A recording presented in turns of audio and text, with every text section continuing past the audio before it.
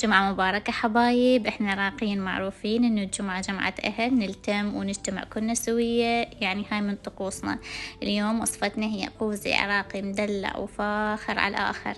طبعا بلش وياكم. انا اول شي هنا انا عندي دجاجة كاملة، راح اتبلها واتركها لمدة 4 ساعات قبل لا اشويها بالفرن. هنا عندي ربع كوب خل، وعندي ملعقة كبيرة ثوم مطحون، عندي هيل مطحون، عندي ملعقة بابريكا، فلفل اسود، وعندي ملح، وعندي هنا صويا صوص وباربيكيو صوص. وراح أتبل الدجاجة مالتنا وأتركها لمدة 4 ساعات بالثلاجة، بعدين أدخلها للفرن. طبعا بالنسبة للحم أنا عندي فخذ لحم كامل، غسلته كلش زين وحمسته وخليت له مي حار وخليته يفوح. من طلعت الزفرة مالته راح أبدي أشيل كل الزفرة. من يصير لونه كلش شفاف وما بي ولا زفرة أبدي أخلي البهارات مالتنا. أنا هنا خليت قرفة، وخليت ورق غار، وخليت هيل وقرنفل، و3 فصوص ثوم، واخليه على راحته يستوي. راح اسوي وياكم الفاصوليا اليابسة. اول شي غسلتها وخليتها على النار، من فاحت واستوت نص استواء خليت لها راس ثوم. هنا انا حمست لها بصل ومعجون طماطم ملعقتين كبار وخليت وياهن ثوم، وراح اخليها على الفاصوليا واتركها لحد ما تستوي. هنا انا خليت ملعقتين ماجي واتركها. نيجي نسوي الحشو مالتنا. طبعا انا حسوي نوعين من التمن، تمن باقيلا وتمن اصفر مدلع بالحشو. الحشو مالته هنا أنا عندي اول شي بطاطا بديت اقليها. هنا استوى عندي اللحم شوية ملحته، وهنا بعد ما استوت عندي البطاطا راح ابدي احمس الشعرية. حمسة الشعرية شلتها على طاولة صفح وخليت لها ماي واتركها تستوي. هنا قليت الصنوبر مالتنا وراح ابدي اقلي الكشمش. وهنا الحشو مالتنا صار جاهز.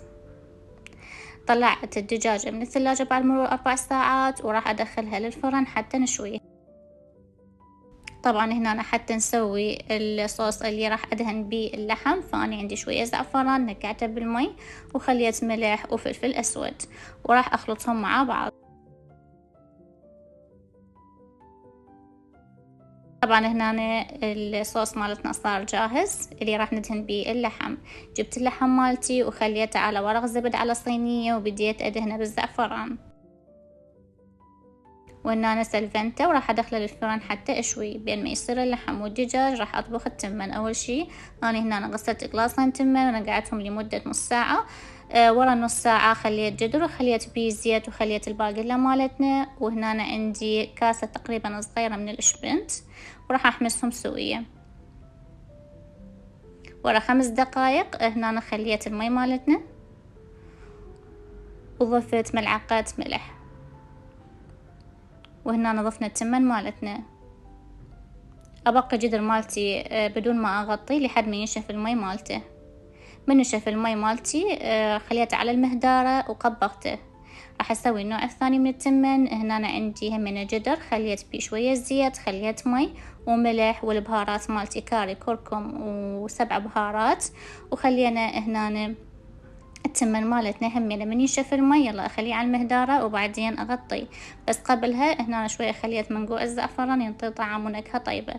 هنا اني سلقت بيض وخليت هنا ثلج ومي بارد حتى بسهولة اقشره، وبعدين راح ابدي اقلي.